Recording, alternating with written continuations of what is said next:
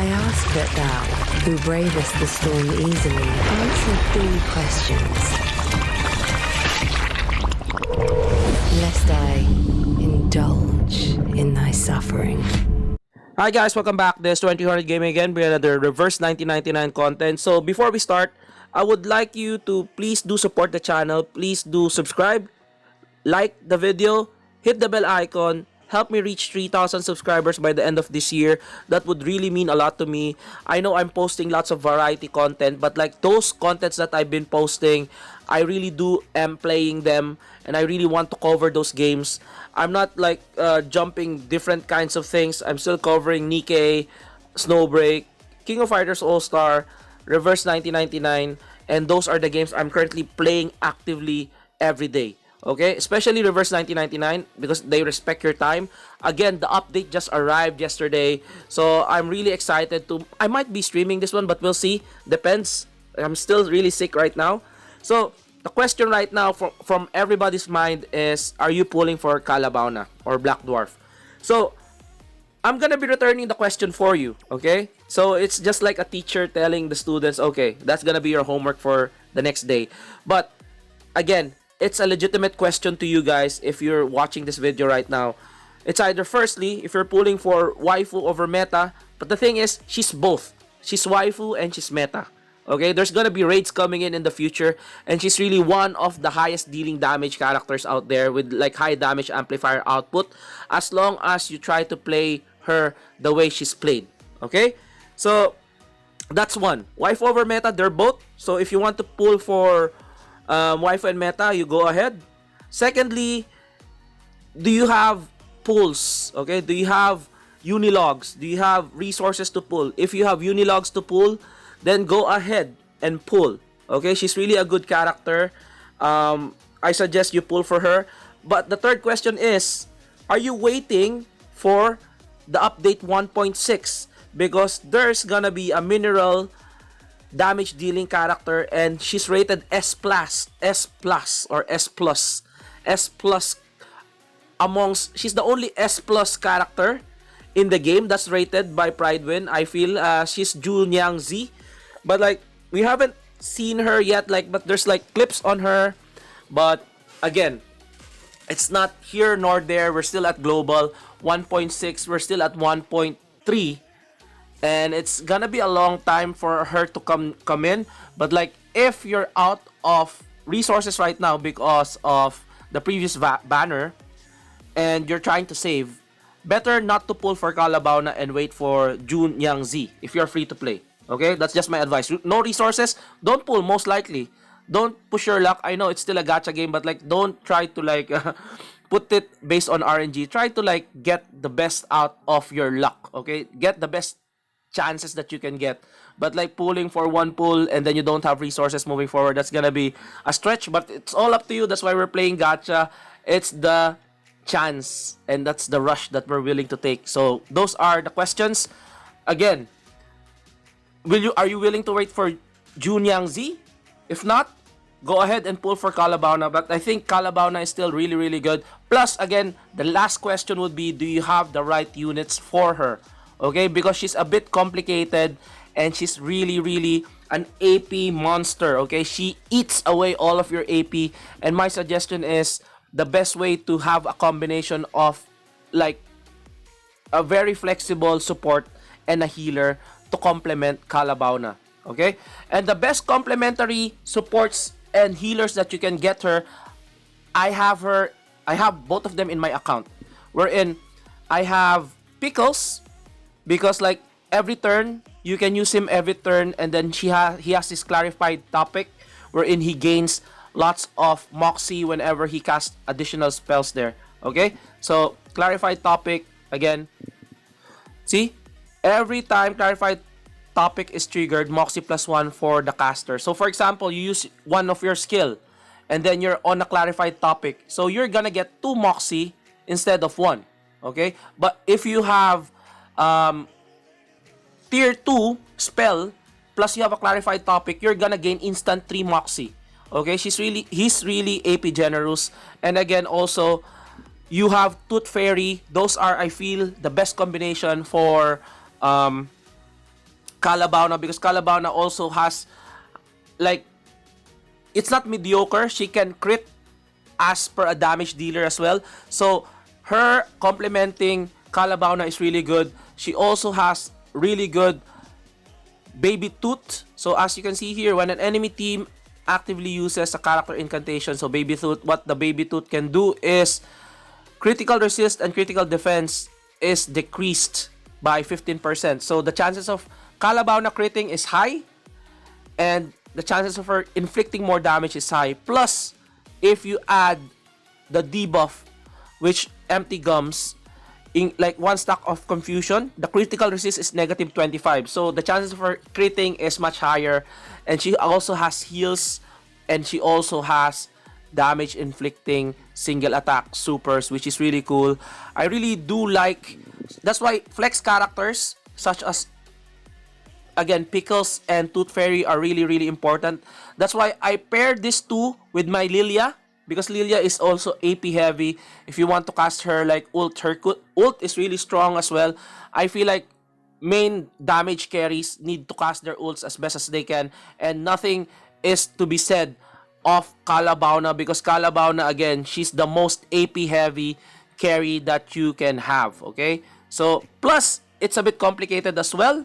So if you want complicated, if you're playing the game Reverse 1999, you need a bit of strategy. Okay, that's what I like about Reverse 1999. You play a bit of strategy. If you like to immerse yourself on strategy and gameplay, not just like idle playing gacha game, I think this one would massage your mind really good. Because again, if you go to her skills here, Enchanted Strike, okay, one target attack deals 180% mental damage, and active casting gains Saturn. Okay, the Saturn, Mars, and Full Moon, these are 3 planets that's gonna be cast on her. Okay, so after gains Saturn, that gains penetration rate 6% each, up to 3 planets can be carried. So if she has Saturn, she gains penetration rate. Okay, so the second skill is Mars. Okay, the like mass damage. So she has a mass damage dealing attack to 2 enemies. So she also has a single damage attack that gains Saturn. This one gains Mars, and Mars is your life leech. Okay, so it can stack up to 3 planets can be carried. So whenever you cast this, there's gonna be planets on your Mars and Full Moon are planets and share the same limit. Planet effects are stackable and cannot be dispelled. So if you use 2 Saturns, you're gonna be having 2 stacks of Saturn, which will be giving you penetration rate of 12%. Or if, again, you have like skill 2, you will automatically gain 2 Saturn. And then here, 3 Saturn if you have tier 3 summons here. Same as to be said, if you have your mythical meteors here, tier 2, you're gonna have 2 planets with Mars and 3 planets of Mars. It all depends to you. And then again, when you cast your ultimate perfection, 1 target attack after removing all of the planet deals 600% mental damage and gains 2 full moons. Okay, the full moon that grant incantation might 6% each, up to 3 planets can be stuck. Your full moon, that's gonna be your incantation might. So it's either incantation might, penetration, or leech life. So you can sort her out. She's very versatile. It's all up to you. Like for example, you're losing life, you try to summon for Mars. Okay, so if you want to increase like the damage, you summon for Saturn. You use your skills wisely. So you need to prepare. You need to like think of what's gonna be coming in next. Okay, lots of plannings to be done on this lovely lady here. So again, portrait 1, they're advising us at least portrait 1, because you're gonna be having extra 1 planet. Okay, because like you only have 3 planets stacked, but having awaken 1 or portrait 1 will give you additional planet. That's your 4th planet, which is gonna be increasing much more damage for her. But like, yeah, if you're free to play, get 1, it's okay, and then play with it. I think that's really good.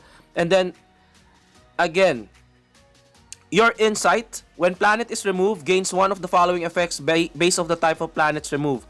So if you have Saturn, you have Saturn divination. If Mars gets removed, you have Mars divination. And if you have full moon divination. Okay, so reach insight 2 critical rate 10%. So So she has critical rate. That's why Tooth Fairy is really good for her. And then Insight 3. Most likely you need to make her Insight 3 because again, damage dealer or hyper carries needs Insight 3. Okay? After casting, an ultimate gains 1 effect based on the planet, which is the largest number removed.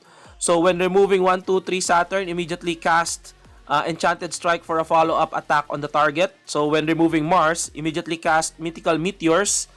When removing the caster, enters Empower Incantation to round. So if this is really cool, if you have planets on you, that's why she's really AP heavy.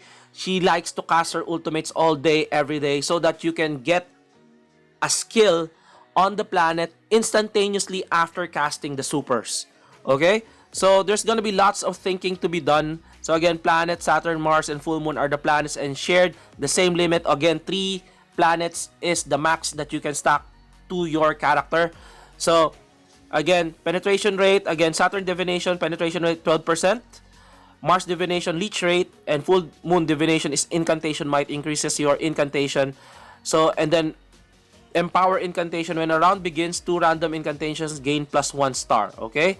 Empower Incantation if you've cast your full moon. If you have 1 or 2 full moon in the caster, which are the planet which gets removed bigger. See, after the caster, casting the ultimate gains 1 effect based on the planets which the largest number was removed. Okay?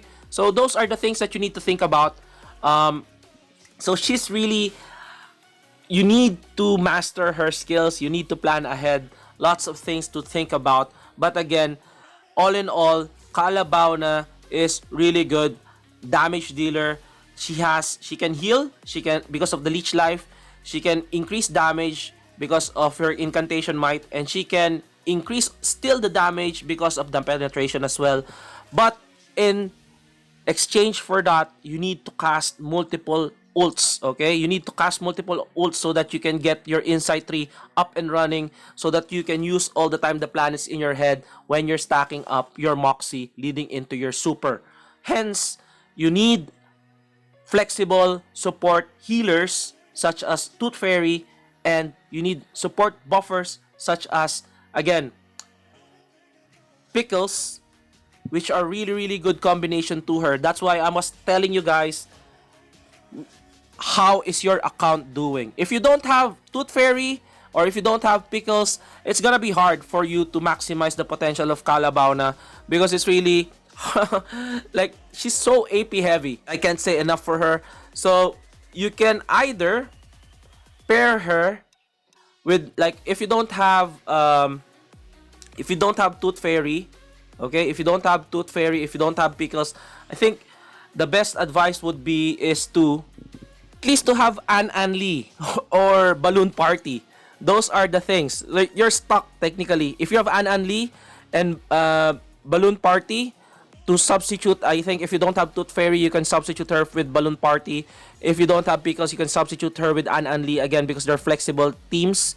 So you're stuck technically. You're stuck because she's really is AP hungry. So again, just like Jessica, you need specific type of AP generous supports and healers for her to work. If not, maybe wait for 1.6, or if you have your attackers, go ahead and wait for one of the S tier characters in what I've mentioned earlier. So, but other than that, that's just gonna be my opinion. Just my opinion out there for you to like decide what you need to do.